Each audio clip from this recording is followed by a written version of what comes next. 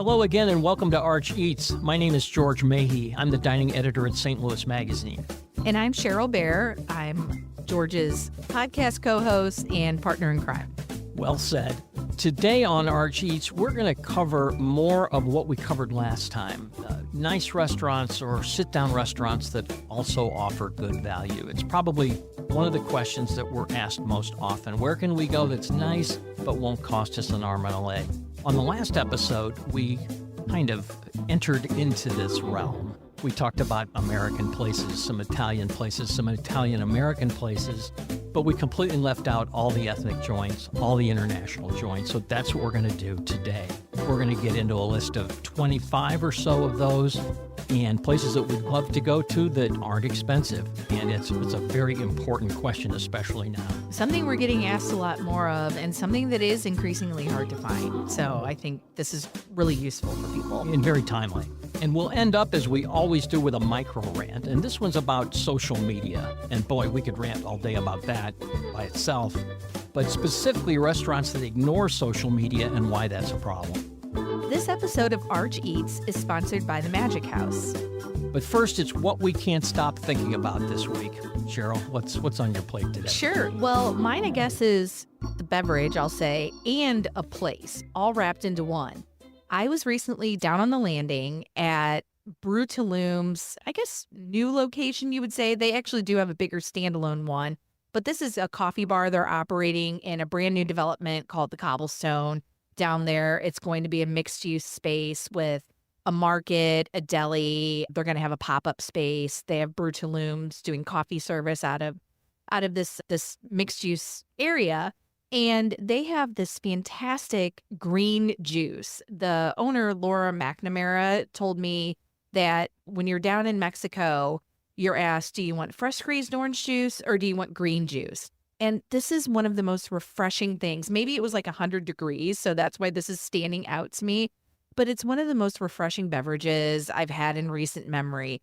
It is spinach, there's celery, but there's pineapple, so it kind of takes that bitterness off of it.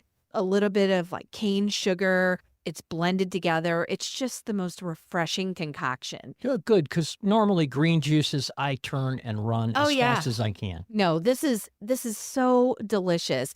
And what makes it even more delicious, I would think, is I'm standing there. It's a beautiful summer day. There isn't a cloud in the sky. I've got the Eads Bridge to my left. I have the arch to my right. There's hanging baskets everywhere. It finally feels like there may be some momentum in changing the trajectory of the landing. I am here for it. I am so excited. I've said this so many times reporting on food news in the last couple decades. I felt that the landing is finally there. We finally reached critical mass. It's finally happening, folks. And it really hasn't. It's kind of ebbed and flowed a bit. Yes. So I hope this is part of the resurgence because there's a couple spectacular views down there for sure, and we just need more places for people to go. There's a new barbecue place down there that we talked about, so this sounds good. I mean, you need a good coffee shop and a good deli, and Brutaloom makes good coffee. So great juice too. Yeah, I'm with you on that. Right up until the green juice. Anyway, so what I can't stop thinking about, I joked about this before. I wrote about it before. There's been a lot of discussion about the minimum wage in restaurants. How about the minimum age in restaurants? Yeah, this is a hot topic. And this is a hot topic. I'm sure most listeners know what we're talking about. This is the age-restrictive policy up at Bliss, which is up in Florissant. It's a West African and Caribbean-themed restaurant, opened about the middle of May. So what was interesting about it, and I first saw it on KSDK, and since then, every outlet in the country has picked it up. I mean, it went on to USA Today. I saw it on MSN. New York Times, Washington Post. And then those two, then the biggies pick it up. And basically what the problem is, or what the issue is male guests must be 35 years of age to enter, and women must be 30 years of age to enter. In order to prove that, they check driver's licenses at the door. That's how it's done. But I mean, immediately a firestorm erupted on social media, and all these national outlets picked it up. Yelp disabled all comments; they didn't even want to deal with it. Social media went crazy. People saying, hey, it's his restaurant, his rules, or right over to the other side of like, we're going to boycott the place and the heck with it. And, you know, as far as I'm concerned, it's not the first age restrictive restaurant. You know, there's places under 18 not allowed or whatever. Sure, you have to be 21 to go into a certain bar. But what the problem is with me is the age differential. I was fine with it. I say let those folks do what they want to do to stay in business, but that age differential is a problem. And I don't know about, you've got to agree with me on that one. Oh, it bugs me to no end. I mean, as a woman of a certain age, I find it I take exception with it perpetuating this kind of trope of young women, older men. And it's only a 5-year difference. So I know it's not extreme or anything, but I'm bothered by it. I'm less bothered by an age restrictive policy across the board. I mean, I'm a parent. I like to escape my child every now and then and go out to a adults only experience. But yeah, I do. If they were saying everyone had to be 35, everyone had to be 30, that's fine. And I think I totally agree. And I asked a bunch of restaurant owners what they thought about that. And most of them said the same thing. They said, you know, it's not for us, but if they want to do that, that's fine. But we certainly think that it should be the same age. And one guy said, you know, it'll last as long as they stay busy. And I thought that sounds like a restaurant comment. Yeah, exactly. It's for like sure. a self-selection thing with Right. that. So, yeah. you know, if restaurants can do more volume by being more restrictive, these restaurant guys go, that's fine with me, but most of the time that's not how it happens. We got to throw the widest net possible. So anyway, the bottom line is we're going to watch this and follow this and see what happens. I'm very curious to see if it'll be successful and if it'll translate and see if it'll spark any other similar action in the country. We'll just have to see. Yeah, to be continued. Right. We'll be right back. Hey, St. Louis. Travel the world and explore different cultures at the Magic House. Step into a vibrant, colorful world with Namaste India. From Bollywood to the iconic Taj Mahal, immerse yourself in a traditional Indian home, explore a bustling market, and enjoy authentic dishes at the dhaba. Plus, learn Hindi and so much more. And that's not all. Explore the Magic House's newest exhibit based on the popular PBS Kids series Alma's Way, Welcome to My Neighborhood. Explore Alma's Bronx neighborhood, learn to Bamba dance, and visit a bodega. Visit magichouse.org to plan your trip to the Magic House today, where fun and learning come to play. So we move along to today's main course, which is the places we'd recommend that are fairly nice but still offer a really good value. And like we said, that list is getting smaller and smaller as prices increase across the board. But we found a couple. We found quite a few. I found a ton. I found a lot more than I thought. More than we thought. More than one episode could contain. Right. And so if you remember last time, we said, you know, it used to be entrees in the teens. That was our parameter. And we kind of stretched that a little bit last time because we didn't have very many. We had about 3. And so let's do entrees in the teens and 20s. And now you've noticed the same thing with this episode, with these international and ethnic places. We're back to entrees in the teens again. Yeah, not a problem across the board. And I think that's really a positive thing. And it's something I guess I didn't realize. But anyway, it's going to be very valuable, I think, for listeners to hear all these places. Maybe some of them you haven't heard of. I know some of them you have. I think the bottom line for this, and listeners will agree as soon as we're done, seek out an ethnic restaurant if you want to save a buck and have a nice dinner. And if you want delicious food. Well, let's be honest here. Some of the places on this list are some of my favorite restaurants in town. Go ahead and start. Yeah. I mean, when I think of some of the most classic institutions in St. Louis, they're on my list.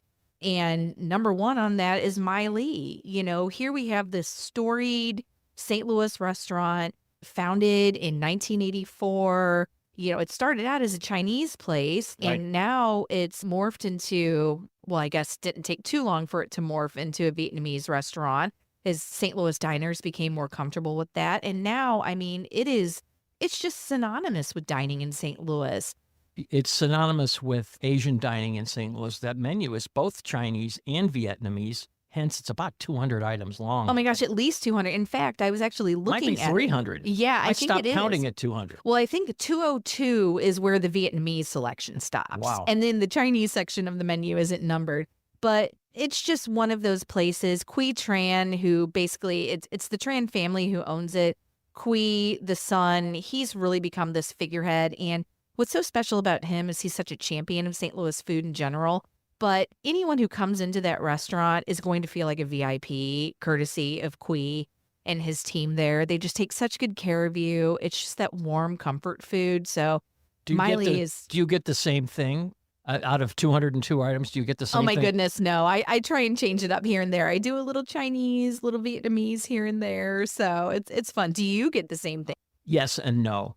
There's a crepe called the Bonseo crepe. Oh, yes. Which they serve with the Nook Mom sauce, with the Yes. fish sauce, which is, I've Oof. got to have that. And then I kind of go in different directions.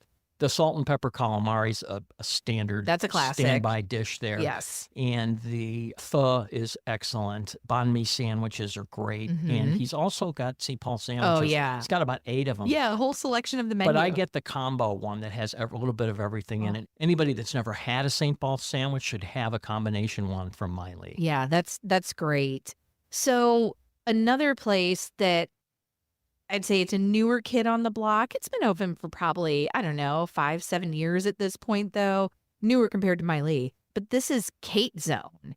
Kate Zone is probably my favorite Chinese restaurant in town. It's a little bit different, you know. It kind of got away from that standard American style Chinese kind of playbook. It's Northern Chinese. Yes. food. And so it's a little bit, I find it a little more modern. Like you said, it's regional.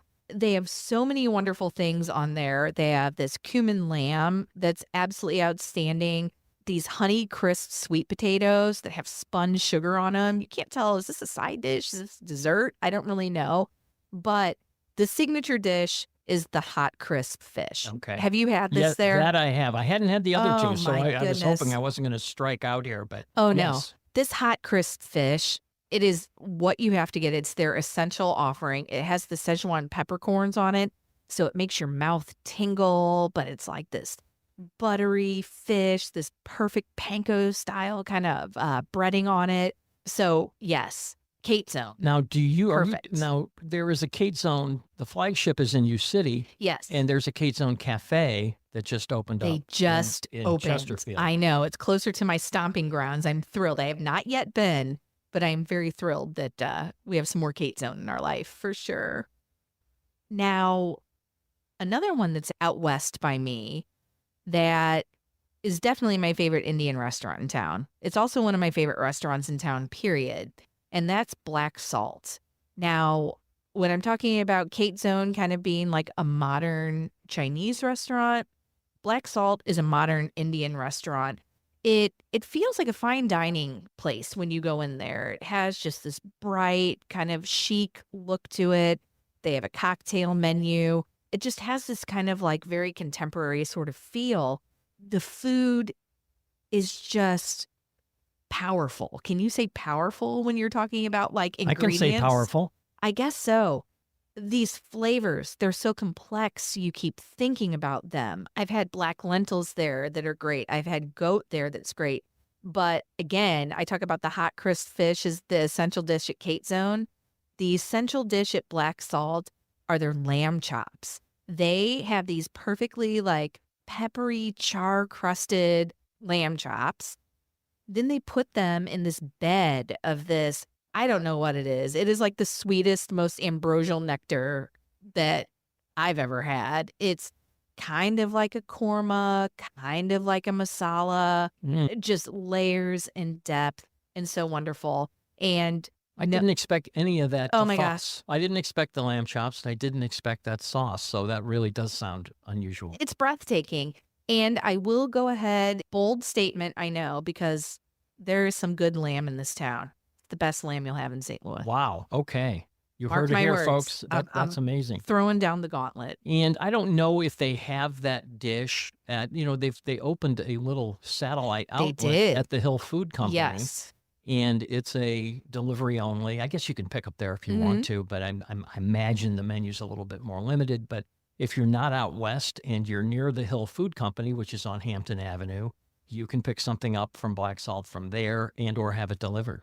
Yeah, that's a fun little, that Hill Company in general is just a fun little spot. This was a hard list for me to put together, but I trimmed it down. But I think at the top of my list is not a new place. It's coming up on 10 years. Lana's Little Eats in the Fox Park It's one of my neighborhood. favorites.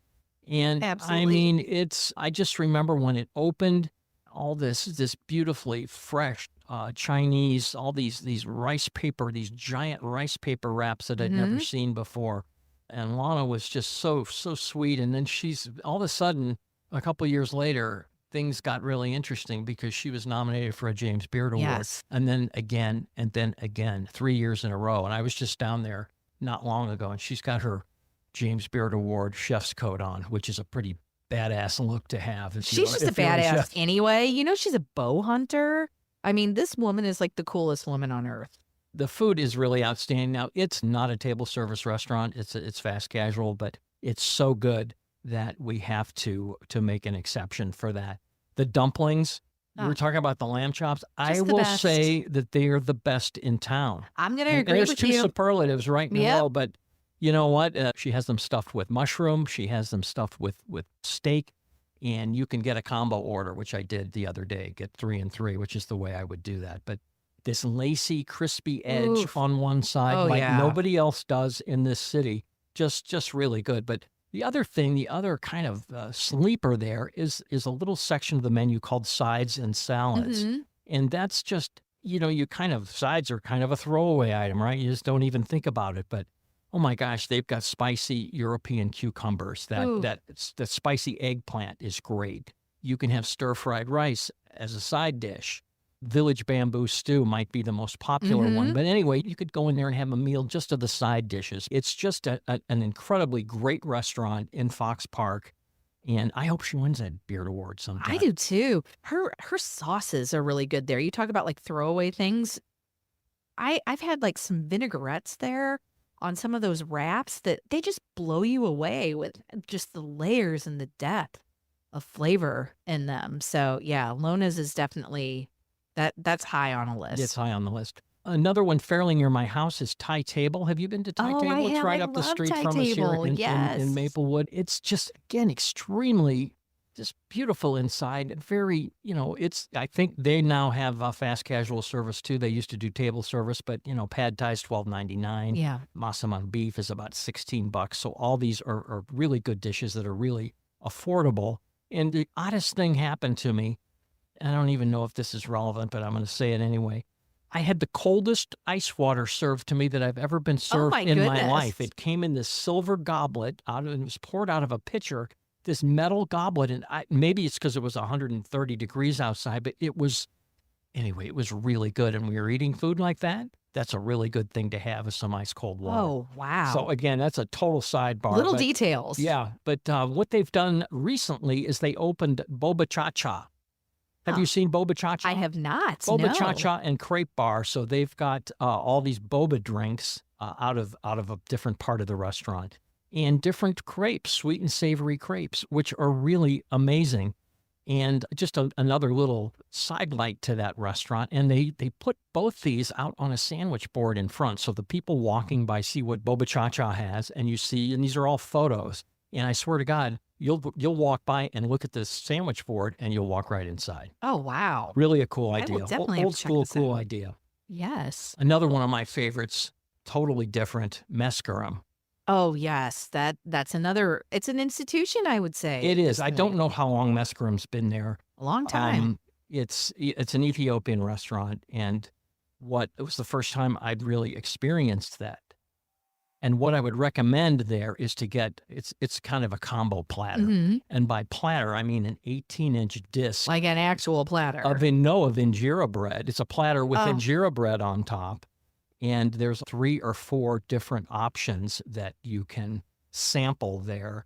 And this is a bread platter, right? This is injera bread. It acts as the serving plate. It acts as a utensil because you're scooping with it. It's your bread course and it's your napkin. And that is what it's used for. And again, if you've never done that, eaten with your hands and used injera in all those ways, it's really fun. And the food is really good. Very, very heavily spiced and flavored, but not so much that you have to go running for some of that really cold ice water. Not like hot spice. No. More like just interesting and complex spice. A lot of Berber spice is what they Mhm. use there. But anyway, Mescarum is a great place, and it's just one of those kind of fun communal dining experiences. Good place to go with a little group. Nearby, fairly nearby, this is in the Grove, is Sultan, which is much newer. And there, I just remember hearing about this dish called the Sultan Pilau. And, Oh, and, it's so and I saw it wonderful. and I said, you know what? It's this giant dome of phyllo that has all this wonderful stuff. You poke through the phyllo and all the aromatics come Yeah, out. it's like perfume. It's It scents the air all around your table. Yeah, there's all kinds of there's rice in there, there's lamb in there, almonds, nuts, raisins. You get the sweetness of the raisins, and it's just really a good dish. But I love dishes like that you have to kind of, like when you open up some parchment paper and you get that just blast of Yeah. aroma that's just so wonderful. Sometimes So if you have a samosa, you'll get that too. You pierce into it and it just, yeah, yeah, that it's aroma definitely comes part out. of the experience. Yes. They used to do this, I think, all the time. They used to do a lentil soup, a complimentary lentil soup. Now they only do it until 3 o'clock. Mhm. So you have to go before 3, eat an entree, and you get complimentary lentil soup. Otherwise, you've got to pay for it, but it's worth paying for. Oh, it's worth every dime. So there you go. I will tell you that. Yeah, it's rich and delicious. They are hands down one of my favorite. I love the decor. I love just everything about this place. It's busy too. They do a good It job is. there. I love it. Exactly. All right. Well, I have a couple other Thai restaurants. I guess I'm really Thai heavy on my list. We are fortunate enough to have fantastic places. And what I think so interesting is we've seen over the last, I don't know, maybe 10 years or so that there's a regionalization in Thai cuisine here. And Chao Ban is, I think, one of the best examples of that. This is the family that owns the King and I. They were one of the trailblazers in Thai food here in St. Louis. But this is kind of a fun little spot that it's just this melting pot of different regions of Thai cuisine. Shane, the son of the owners, he said in terms of Thai food, it's kind of like if you were having New England clam chowder and like a Cuban sandwich in like Miami. Like it's that big of a melting pot because his father is from the South and his mother is from the North. Right. They met here in the United States. If they were in Thailand, they never would have met one another. These cuisines, like these different regions, don't occur at the same restaurant, but they do occur at Chao Ban. So I think that's just kind of one of my just most fun Thai spots in town. It's in the Grove. It's down It the street is. from Sultan, and very clean, crisp, pristine. Yes. Beautiful place. Yep. I think Space did the build out on that. Very so well just designed gorgeous. space. Yeah, they always do such a good job. But then I'm going to go to another regional Thai place, which is Northern Thai, and that is Chiang Mai in Webster Groves. It's an outstanding restaurant. Sue Hill, Nick Bogner's aunt, Yes. she founded the restaurant. She's kind of stepped away a little bit in recent years. One of her former employees, I think, is, at least running the place for her. She's still in there, though, from time to time. But this is a wonderful example of very traditional Northern Thai dishes. You'll find some of like kind of the more kind of like Southern and Central stuff and kind of that standard kind of like playbook that we see at a lot of Thai restaurants in town. But the items, they have they are these honey, pepper, and garlic marinated baby back ribs. Wow. Oh my goodness. They must have some fish sauce in that marinade Yes. too, because there's a little funk to it. So, you're going to see the pad thai on the menu. Yeah, but there's a shrimp pad thai yes, that's really good. That's outstanding. But get these ribs. Do not sleep on these And ribs. it's so funny. The first time I was in there, this was a perfect example of this Thai food, what it can do to you.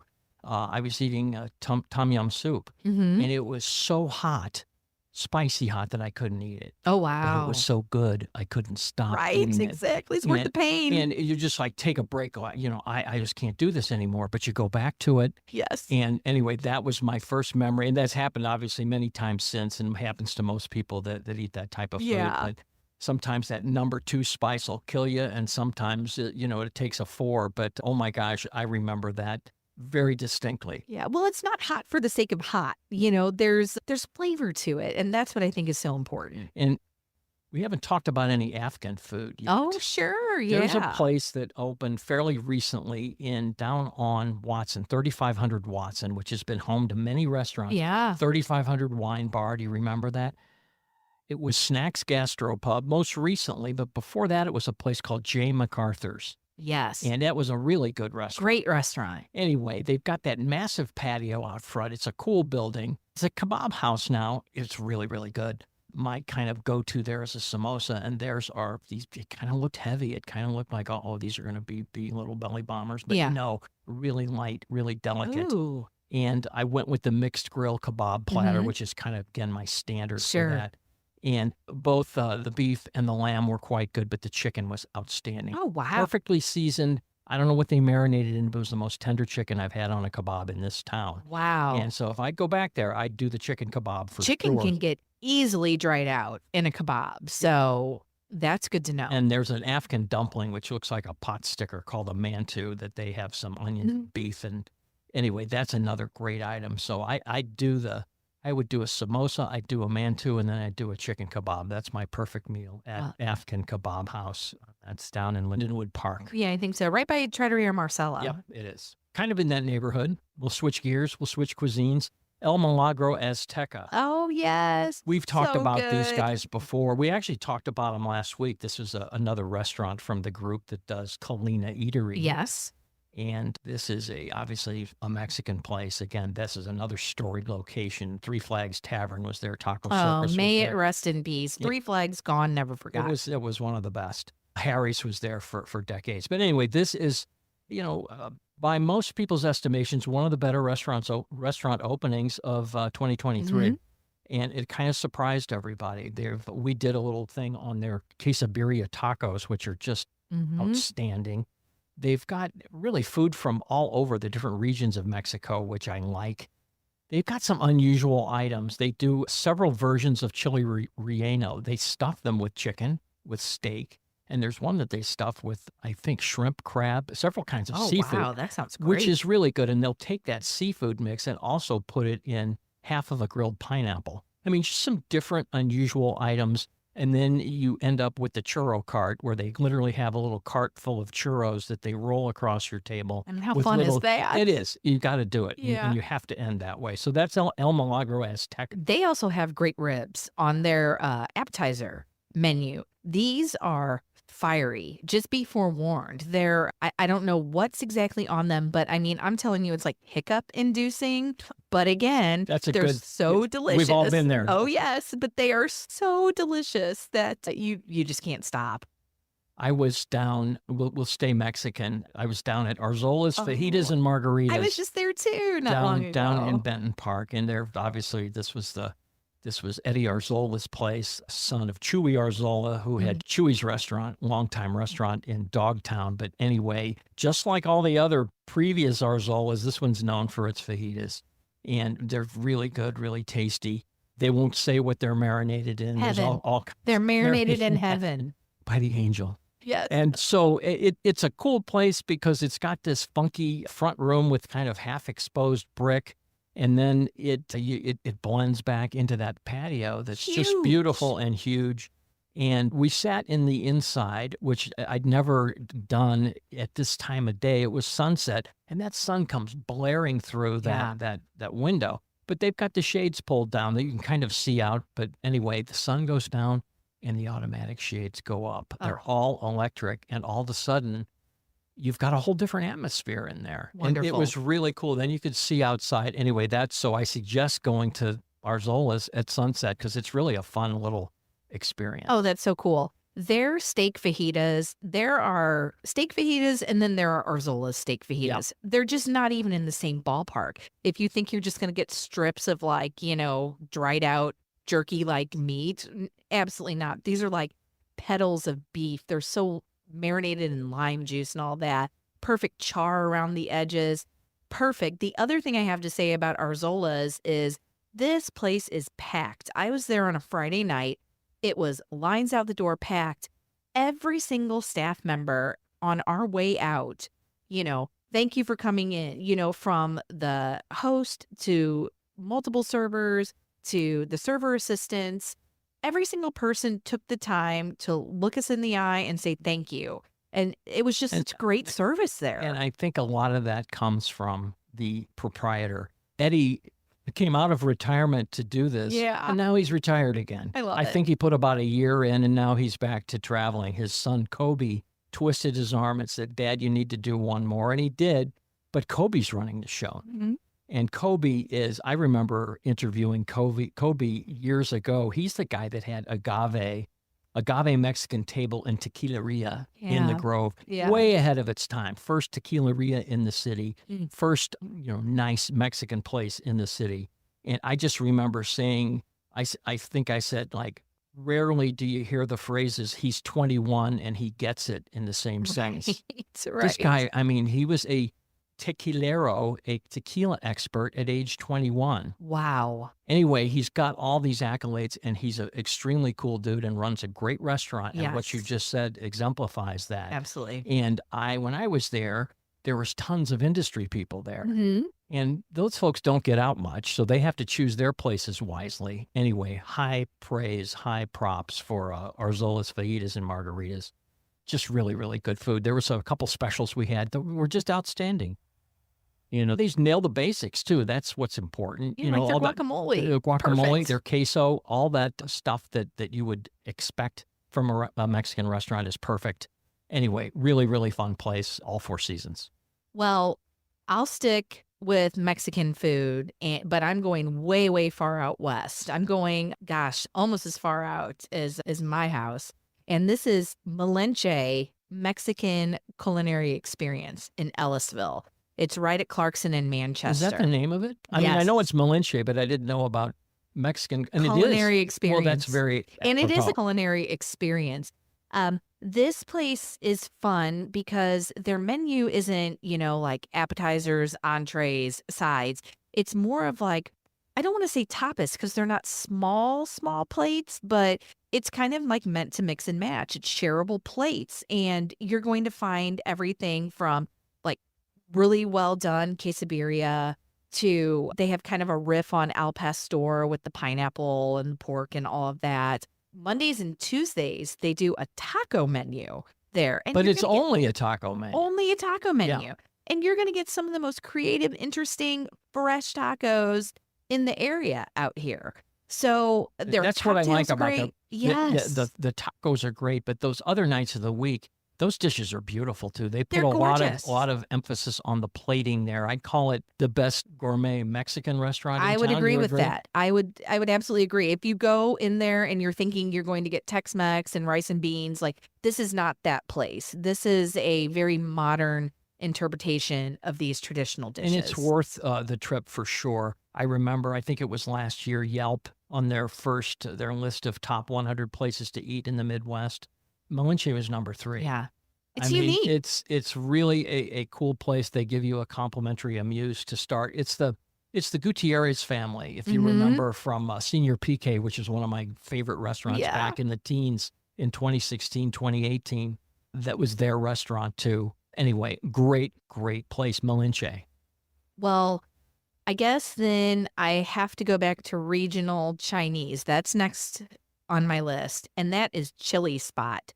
Perhaps I would say like Chili Spot and Corner 17 kind of like vie for being the most popular Chinese restaurants in town. And Chili Spot is in the heart of U City's Chinatown, right there on Olive.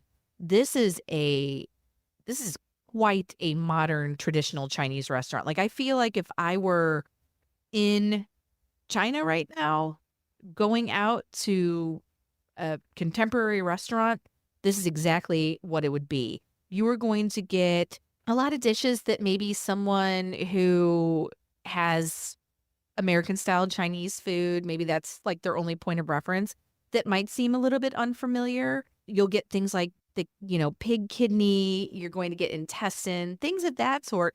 But you're also going to get the best like kung pao chicken you've ever had in your life. Which is there. a Szechuan dish, Yes. it's Szechuan food. Yes. So that's, if you're going to get Kung Pao chicken, get it there. Yes.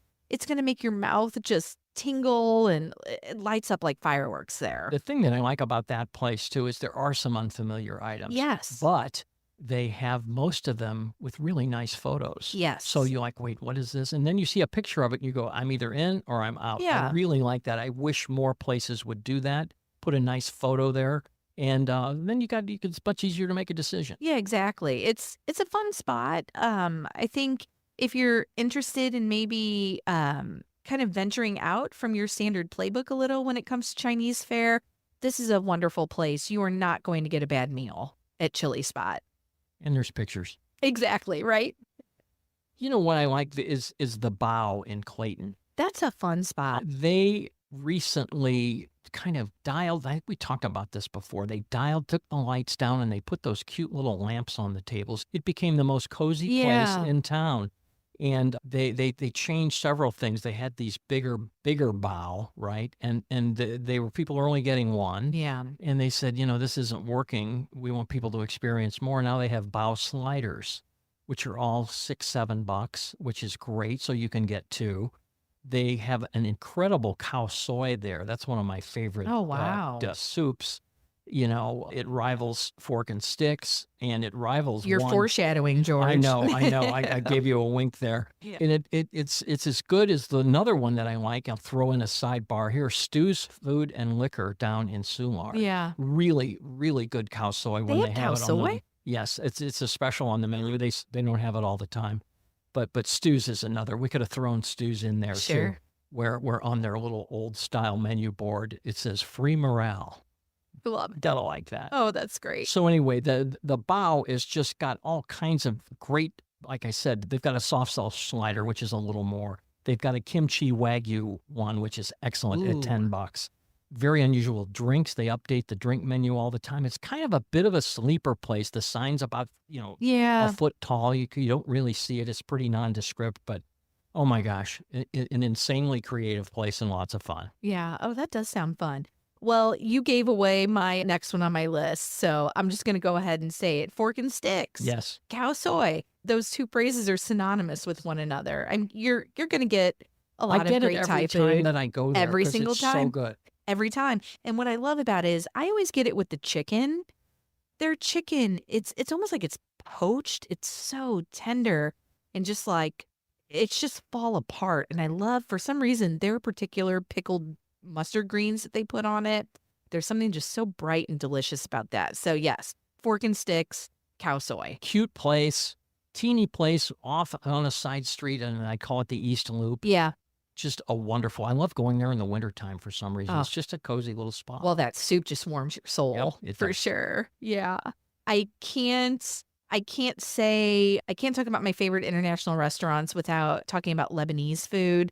I am still mourning the loss of Al Tarbouche Deli, which, probably wouldn't have fit in this conversation anyway because it was just a hole in the wall deli. But the place that is filling the void left by Al Tarbouche, which closed, a year ago or whatever, is Taste of Lebanon in the Central West End. I love it. They have great chicken shawarma. I like their garlic sauce. There's something about their tahini and their garlic sauce, just however they blend theirs. They're just extra special to me. But one of my favorite things there, they have a za'atar pie. It's like a flatbread with like a little bit of cheese on there, and then they just put all that za'atar seasoning on there, and that may be like my favorite spice blend just in general. I would put it on everything. Their baba ganoush is some of my favorite in town. So Taste of Lebanon, that's been a go-to recently. And then I'm going to save, I don't know if it's my favorite for last. I'm going to round out my list with That's a good way to put it. exactly. No favorites here, folks. Yeah, because that black salt lamb's awfully hard to beat. Yeah. But Levels, the Nigerian restaurant down on 14th and Washington, right downtown. First of all, the owner, Ono, and his wife, Justice, are two of the nicest people in the restaurant business you will meet. I love them tremendously as human beings. I love them as much for the delicious Nigerian cuisine that they have brought into my life. They have this pepper soup with goat, and you want to talk about hiccups. This soup, it'll get you. It is spicy. But the goat meat in there, it's like the most tender short ribs you've ever had in your life. It's like that butter or biscuit kind of like slow braised goat And meat in people here. get wigged out when they They hear get goat. so And I wigged. think when it's braised and put in Oh, a soup like that, it takes some of that. it's so Yeah, mild. yeah. So Don't mild, just so tender. do There's it. no The spice gaminess. will get you before the The gaminess spice will will. definitely get you. There's no gaminess whatsoever. Like I said, you could have told me it was pot roast in there, and I would have believed you. Do you have it with fufu on the side? I did. They do have the fufu on the side there, so that's a really Which good is a one. cassava Yes, yes. item. It's an immersive experience. There's, artwork that his mom curates Yeah, from up on the second Nigeria. floor. You Yes. gotta check that out. And there's all kinds of different things to drink there too that I wasn't Yes. expecting. There's a Nigerian Guinness, which is really interesting. It's got a little more flavor than the Yeah. regular Guinness. Yeah. They've got origine, which is, I think it has African herbs and fruits in it. Mhm. Very unusual drink. Just don't do the standard. Just go the whole Monty and get some Nigerian beverages too. Yes. It's a very big place. It's a lofted place, and it would be a hard space to fill, but they've figured out the winning formula to it. So definitely check out Levels. I've got one more, and I really like this place and almost didn't get to like it because they closed for a while. This is Yeah. Yamanja, Brazil, Yeah. down in Benton Park. They closed for 2 months to we're just kind of having to rethink and reformulate and reconcept. They didn't really know what to do. So they took a trip to Brazil, and they came back and decided to change the menu up a little bit. Things were too expensive. People were saying things were too expensive. The neighbors couldn't come by because they couldn't afford it. So they did something very unusual. They ratcheted back the prices on the menu. Mhm. They have smaller plates, some smaller portions, but they're making it so that people can afford it. And I just think, I've told somebody this one time, and I think this is a good adage. They're trying to, fill the place up again, and it's working. People are coming back, and they're making money by lowering prices. That's great. And it's very counter to what Yes. your accountant might tell you. But there is wisdom in the philosophy, as I'd rather have a fast nickel than a slow dime. Sure. And that's exactly what they're doing there. And they're like they're back on the map. And, they've got the feijoada, the Mhm. national dish of Brazil. And I don't know what it was before, but it's $20 now. Very, very affordable. But anyway, I really like everything they're doing now. That back patio is charming. You can't see it from the street. You've got to Mhm. kind of walk in, and you walk up the stairs and walk out to it. It's just a great little restaurant. And I'm glad that, a little time off was good for them, and they opened back up and they're back, and it's a really, really good formula. Oh, good for them. And I think they just exemplify all the places that we talked about on here where you don't have to charge. Like, I mean, we understand labor costs are up, food costs are up. It's tough. It's a tough business, but there are places who've figured out the way to do it. And it's just exciting to see. It and is. It's exciting to celebrate and them. there's a lot of places like that out there, a lot that we didn't recommend. I joke about, oh my gosh, it's horrible. I go out for Taco Tuesday and spend $100. Yeah, right. And it can happen. But you can go to Taqueria Durango up on Page and spend about half that and have the best darn tacos in town. Absolutely. Anyway, these places are out there, folks, and you just have to seek them out. You've got to listen to podcasts like ours. I don't know how many we did, but we could have easily done twice that many in this town, which just shows how rich and deep the ethnic and international scene is here. We'll be right back. This episode of Our Cheats is supported by St. Louis Food Truck Association. Check out the St. Louis Food Truck Association Summer Street Food Festivals, where guests can experience the best food trucks in St. Louis. With 2 more dates remaining, July 19th and August 23rd, join the fun from 5 p.m. to 10 p.m. at both 9 Mile Garden in Afton and Frankie Martin's Garden in Cottleville. Visit stlfta.com to learn more about St. Louis Food Truck Association. That brings us to somewhat related today's micro rant, and I call it social media neglect. Restaurants that have social media accounts but don't use them properly, Yeah. or don't use them at all, because what happens, if you're closed for whatever reason, for an event or for, you went on vacation, let your people know that on social media, because we have no other means. No. You're not answering your phone. We know that. Yeah. And we're kind of helpless unless you help us out there first. And I just think that, it's social media is one of those things, use it or lose it, because I will look at a place and if I see they haven't posted anything in a couple of years, I won't even go there. Well, you wonder what's going on. Well, you wonder what's going on, and I assume nothing's going on. Yeah. So again, keep up with that. Hire one of your bus people to take care of it, because there's always somebody on your staff that can help you with that. But don't keep us in the dark, or we'll be forced to go elsewhere. Yeah, it's the resource that we look for. Yeah, it's really common sense, and I'm just surprised how many places fail at that, because social media is free and people need to use it more. So that's all from Arch Eats for this week. Be sure to follow us and share with your friends. And we always provide links in the show notes for everything you heard about today.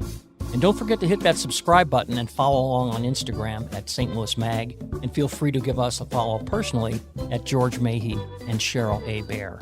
If you loved what you heard, show us some love by rating and reviewing us on Apple Podcasts. And if you're hungry for even more content, you can subscribe to our dining newsletters for the freshest coverage on the local restaurant and culinary scene. Best dishes, and see you next time.